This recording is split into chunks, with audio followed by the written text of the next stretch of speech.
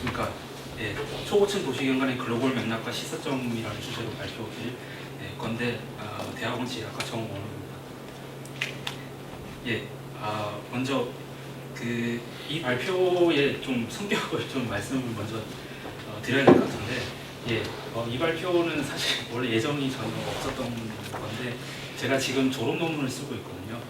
졸업 논문은 이제 국내 초고층 이제 주요 연관을 이제 주제로 쓰고 있는데, 정말 그 일부로서 정말 기초작으로서 한 코틱 정도 이제 인용할 정도 수준의 글인데, 그걸 이제 좀 빠르게 이제 좀 발표를 할 수 있는 걸로 하다 보니까 이 주제로 이제 본 주제는 이제 뭐 하반기 이후나 혹은 그 이후에 제가 발표를 할 기회가 된다면 할 예정이고요. 오늘은 정말 이게 정말 간명하게 글로벌 동향의 측면에서 이제 초고층 건축을 좀 볼 거고요.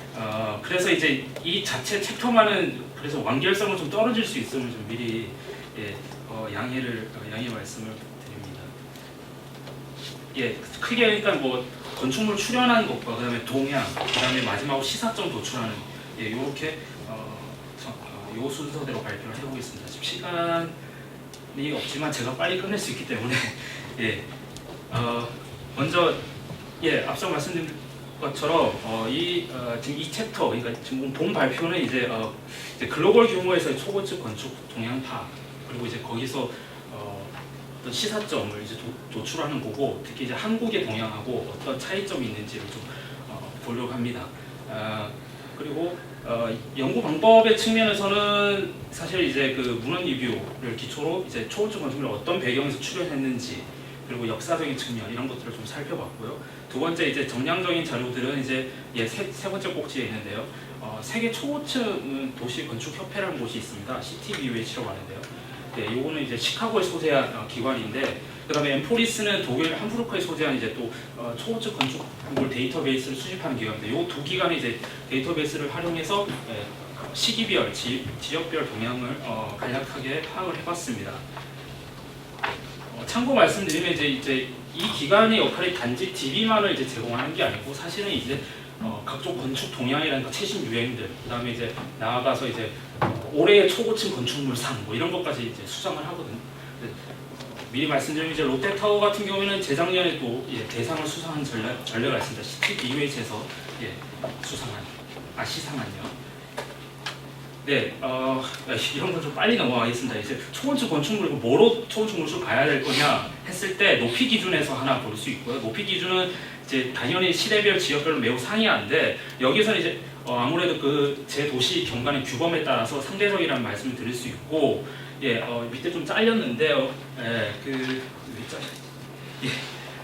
여기서는 지금 본 발표에서는 CTBH에서 제공하는 150m 이상, 대략 층수로 한 바꿔 얘기하면 40층 정도의 기준으로만 제가 필터링해서 동향을 살펴보고 있고, 한국의 경우에는 명확한 규정은 없습니다. 다만 이제 200m 또는 50층 이상이란 말도 인용이 된 건축법 시행령에서 잠깐 언급되는 정도 수준이고요. 다만 실제 연구자들은 특히 건축 쪽에서 연구자들은 실제로는 25층, 그러니까 15층을 중층 정도로 보고 고층 정도로 보고 25층 이상을 초고층으로 분류하는 그런 흐름에 있습니다.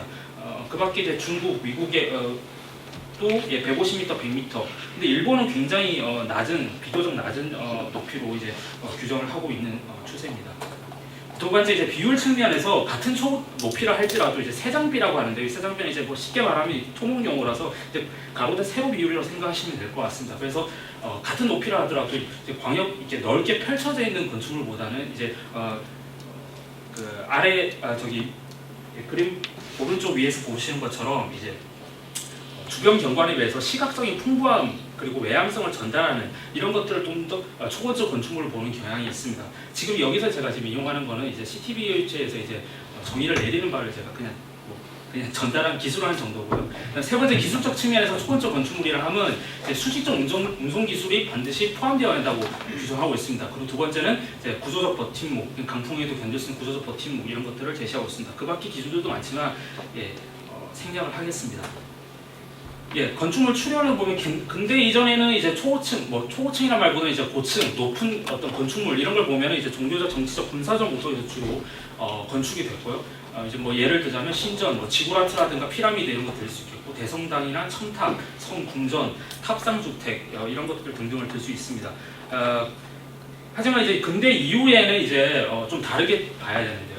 근대 이후의 초고층 건축물은 이제 크게 이제 두 꼭지 측면에서 그 배경을 살펴볼 수 있습니다. 하나는 도시적 과정의 측면에서 볼 수 있고, 또 하나는 이제 기술적인 측면에서 볼 수 있습니다. 그리고 굳이 세 번째 하나 들자면 제가 2번이라고 표시한 우발적인 사건, 요거 이렇게 이제 크게 세 꼭지로 이런 배경 속에서 초고층 건축물이 출현했다고 볼 수 있습니다. 첫 번째 이제 도시 건축 과정의 변화를 볼 수 있는데, 이제 근대 도시 공간의 성격이 강화됐다는 겁니다. 그래서 산업 자본이 형성이 됐고, 부르주 계급 등장했고, 부르주아 계급이 등장했고요. 그리고 이제 그의 이제 대응으로 이제 노동자를 비롯한 거대한 소비 시장이 형성이 됐고, 이로부터 파생되는 사회 문화적인 변화도 있었다는 겁니다.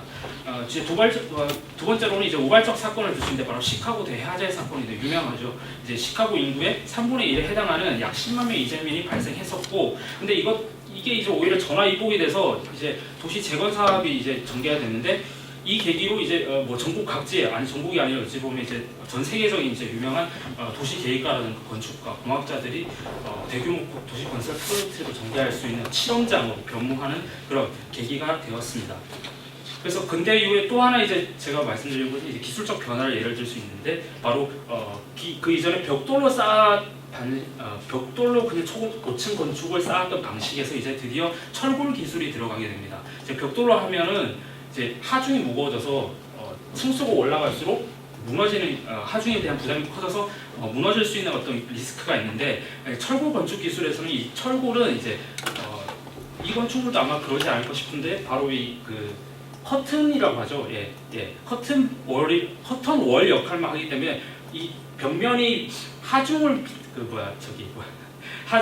지지하는 역할을 하는 건 아닙니다. 그래서 이제 아무래도 좀 더 고층 건축에 매우 유리하다는 점을 들 수 있고요. 그다음 두 번째는 무엇보다도 엘리베이터 기술이 도입됐다는 점을 들 수 있습니다. 이제 엘리베이터 기술은 이제 런던 엑스포에서 이제 처음으로 시연이 되는데요. 이제 오티스라고 유명하죠. 이분이 이제 크리스털 궁전에서 높은 층수에서 이제 이 엘리베이터를 시연해서 아주 안정성이 있다라는 것들을 이제 관객들한테 보여주는 그런 어떤 계기가 있었습니다. 그래서 이런 기술적 변화, 앞서 말한 이제 도시 공간 구조의 성격의 변화, 그다음에 두 번째 우발적 사건 이런 것들이 결합이 돼서 초고층 건축물이 출현했다고 볼 수 있습니다. 그 결과 이제 시카고가 이제 특히 초고층 건축의 중심이 됐고, 그 다음에 이제 그 뉴욕으로 이것들이 흐름으로 이어져서 이제 오늘날 도시 인간의 보편적 이미지로 형성이 됐습니다. 그래서 또 유명한 설리반이라는 이제 초건축 건축을 이제 어찌 보면 태동시킨 건축가가 있는데요. 이분이 이제 폼 팔로스 펑션이라는 유명한 어구를 남겼는데, 이제 즉 기능 중심의 건축물을 이제 강조하면서 이 양식이 왼쪽에 해당되는 뉴욕 개런티 빌딩이 바로 그에 해당되는데요. 뭐 특별한 어떤 치장이나 양식 없이 그대로 철골 구조가 그대로 드러나는 실용적인 어떤 건축물이 바로 이 초기 마천루 양식을 지배했다고 볼 수 있습니다. 다만 이제 전통과의 완전한 단절은 아니라고 볼 수 있는데요. 중세의 성당 건축에 유행했던 고딕 양식들도 일정 부분 부활이 됐고, 그래서 여전히 그 고딕 건축이 내뿜는 수직의 미학이라는 거는 근대적 도시 경관에서 여전히 강력한 영향을 발휘하고 있다고 볼 수 있습니다. 단 이제 의문점이 이제 그 유럽의 도시들은 상대적으로 이제 비교적 초고층 건축에 비교적 관심이 덜했는데요. 이제 그 예로 이제 렐프는 엄격한 고도 제한이라는 방한 규제를 예를 들고 있습니다. 런던 건축법에 이제 그런 규정이 있는데요. 이런 게 이 높이의 의미는 이제 그 사다리가 올라갈 수 있는 높이 범위라고 볼 수 있습니다. 그래서 그 이상의 건축을 규제했던 그런 이제 기록이 있습니다. 오른쪽이 이제 보면 왼쪽이 이제 제가 말한 대로 어떤 그 설리반이 강조한 기능 중심적인 초고층 건축을 볼 수 있고, 오른쪽이 바로 고딕 양식이 결합된 초고층 건축을 볼 수 있습니다. 시기별 동향을 보면 시간이 거의 별로 없네요, 생각보다. 시기별 동향을 보면 대체적으로 그 2000년대 중반 이후에 다시 한번 아주 그 초고층 건축의 초고층 건축이 아주 그 진전되는 모습인데요. 그 이전에 미국 중심이라고 보시면 되겠고, 2000년대 중반 이후로는 중동과 아시아 중심이라고 보시면 되겠습니다. 이 꼭지의 의미가 다 여기서 예, 1930년대 이게 엠파이어 스테이트 빌딩이 한번 높이 어떤 경신을 했고요. 그다음 74년에는 이제 지금 윌리서 타워, 예전에 시카고 시어스 타워를 보시면 되겠고, 예, 98년에 말레이시아의 흔히 우리가 알고 있는 쌍둥이 빌딩이라고 보시면 되겠고요. 2004년에는 타이페이의 101층짜리 초고층 빌딩. 그다음에 2010년에는 현재 초고층 빌딩으로 한 중동의 바로 부르즈 칼리파 빌딩이 되겠습니다. 예, 이건 초고층 탑10 순위고요. 예. 대충 지금 크게 보면 지역별로 보면은 이제 미주, 그 다음에 이제 동아시아, 중국과 한국, 일본, 그 다음에 이제 중동이 크게 초고층 건축물이 집중돼서 볼 수 있고요. 이제 놀라운 사실은 이제 한국이 무려 이제 150m 이상 기준, 혹은 200m 이상 기준도 마찬가지인데 무려 전 세계 4위를 차지하고 있다는 점입니다. 예, 미국, 중국, 일본이 이어서. 예, 물론 아랍에미리트도 매우 바짝 추격을 하고 있어서 해마다 조금 바뀌는 경향이 있습니다.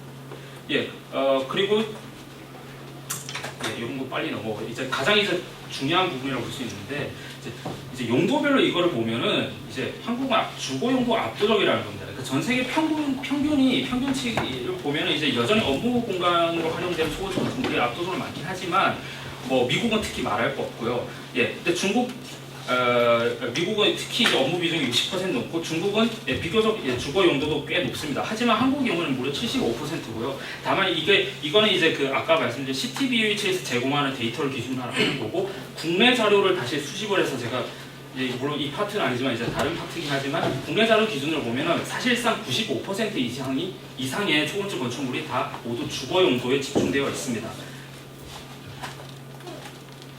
예, 시사점 위주로 보면은 이제 도시공간 효율적 이용이라는 측면을 쉽게 이해하실 수 있을 것 같고요. 그다음에 CBD가 이제 CBD라는 말과 그 다운타운이라는 이 말 자체가 이제 보면 19세기 말 시카고를 이후에 등장할 수 있다고 볼 수 있고요.